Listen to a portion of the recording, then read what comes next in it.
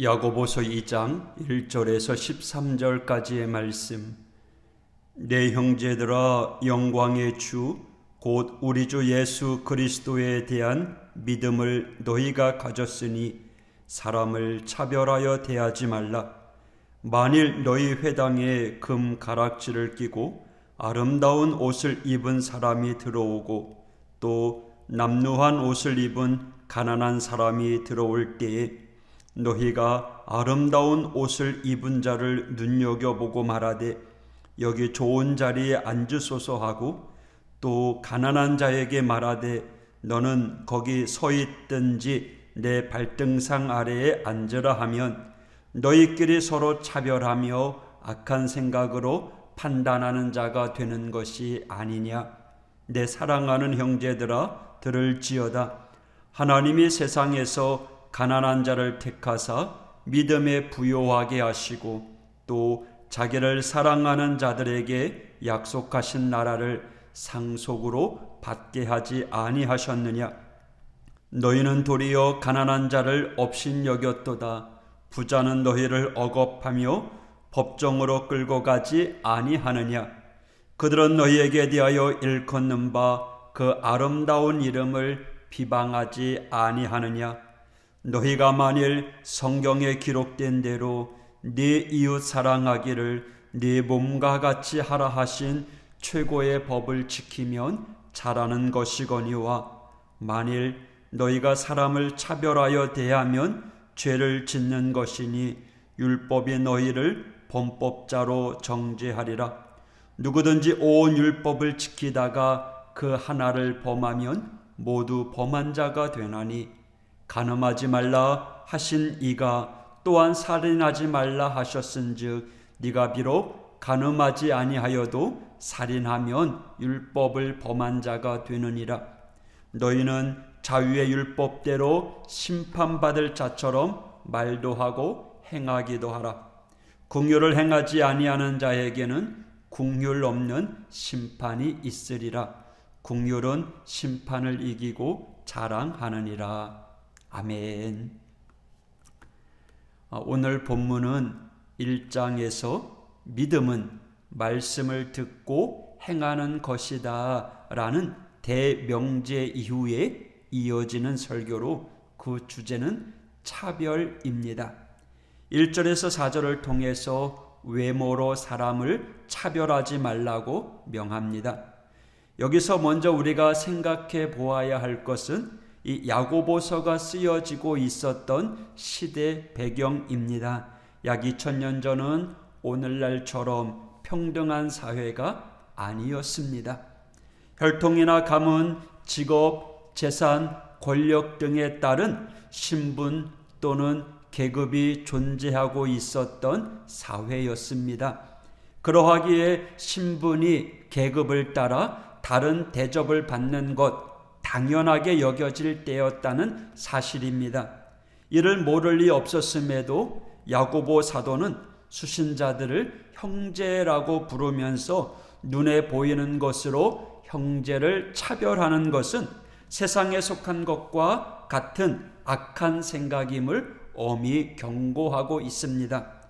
예수님을 닮아가는 성화의 과정으로 그들의 외부적인 모습이나 세상의 기준이 아닌 그들 안에 있는 예수님의 마음을 바라봄으로 자기와 같이 평등하게 대하는 것이 예수님의 구원 역사를 함께 이루어 나가는 것이라는 것을 가르쳐주고 있습니다. 오늘 본문을 통해서 한 가지 더 우리가 생각해 볼 수 있는 것은 우리가 사람을 외모로 차별하는 이유는요, 잘못된 아름다움을 추구하고 있기 때문입니다.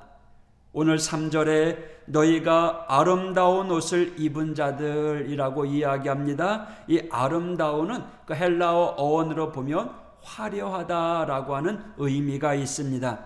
반면에 2장 7절에 보면 그 아름다운 이름을, 여기에서의 이 아름다움은 화려함이 아니라 가치 있는 이라는 뜻입니다. 그 아름다운 이름을 가지신 예수님께서 우리 인간에게 찾으신 그 아름다움은 화려함이 아니라 사람의 행동으로 보여주는 가치에 있다고 가르쳐 주고 계십니다. 이렇게 외모로 보여지는 화려함이 아니라 그 사람이 행동하는 가치, 즉 약한 자를 돕고 겸손하며 불의에 항거할 줄 아는 용기가 그 사람의 참된 아름다움이라는 것입니다. 우리는 사람을 바라볼 때 그 사람이 하는 행동에 가치를 두어야 된다라는 겁니다. 성도는요, 예수 그리스도의 십자가를 가장 아름답게 바라보는 사람들입니다. 그러하기에 우리의 삶을 통해서 십자가의 생각, 십자가의 뜻이 행동으로 드러나도록 우리는 그러한 삶을 살아야 된다라는 거죠. 십자가의 사랑이 오늘 여러분의 삶을 통해 드러나시는 아름다운 하나님의 성도가 되기를 축복합니다. 이어서 5절에서 7절을 통해 구체적으로 가난한 자를 업신여기지 말라고 가르쳐 줍니다.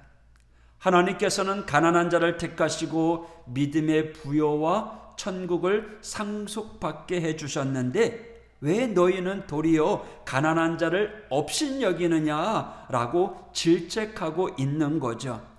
당시 예수님의 복음은요, 소외된 자들, 가난한 자들, 병든 자들에게 온전히 전파되었고 그들을 회복시켜 주었습니다.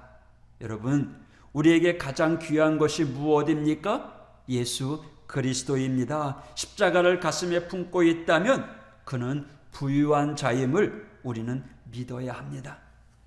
예수님 당시에 여러 가지 형태의 가난한 자들이 예수님의 복음을 믿고 따랐습니다. 왜냐하면 가장 귀한 것이 예수 그리스도이심을 믿었기 때문입니다.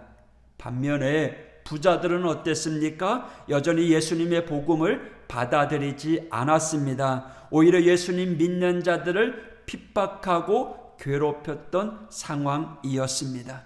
여러분, 예수님을 핍박하는 자가 아니라 예수님으로 인하여 부유한 자 되시기를 소망합니다. 세상이 말하는 부유함은요, 유한한 것입니다. 하지만 예수 그리스도는 어제나 오늘이나 영원토록 변함없으신 동일하신 하나님이십니다. 우리의 마음에 예수 그리스도를 가득가득 채우는 믿음의 부유한 자가 되기를 원합니다. 할렐루야. 이어서 8절에서 13절을 통해 내 이웃을 내 몸과 같이 하라라고 명합니다. 이것은 예수님께서 이 땅에 오셔서 명령하신 최고의 법이었습니다. 더 나아가 이웃을 사랑하지 않으면 심판 때에 하나님의 긍휼하심을 받지 못한다는 경고가 포함되어 있습니다. 예수님께서는요, 이렇게 하나님을 사랑하는 것이 곧 내 이웃을 사랑하는 것이라고 가르쳐 주면서 이웃을 경계짓는 그 어리석음을 분명히 해결해 주셨습니다. 여러분, 우리의 이웃은요, 우리에게 주어진 그 환경 속에서 만나게 하시는 그 모든 이들이라는 거죠. 차별하지 말라는 거예요. 누가복음 10장에서도 예수님께서 영생을 어떻게 얻을 수 있겠습니까? 라고 질문한 율법 교사에게 내 이웃을 내 자신과 같이 사랑하라 하셨습니다. 이어서 누가 내 이웃입니까? 라고 묻는 그에게 한 비유를 이야기해 주셨죠. 선한 사마리아의 비유. 이 말씀은 우리 예수님께서 신분, 계급, 혈통에 상관없이 모든 사람들이 너의 이웃이다라는 것을 가르쳐 주는 거죠. 그리고 그 이웃을 내 몸처럼 사랑하게 될 때 비로소 행함의 믿음으로 살아가는 진정한 천국 백성이 된다라는 겁니다. 이처럼 야고보 사도는 간음이나 살인처럼 이웃을 차별하는 그 일은 율법을 어기는 것이다 라고 경고합니다. 예수님으로 인해서 이제 율법에서 자유로워졌어요.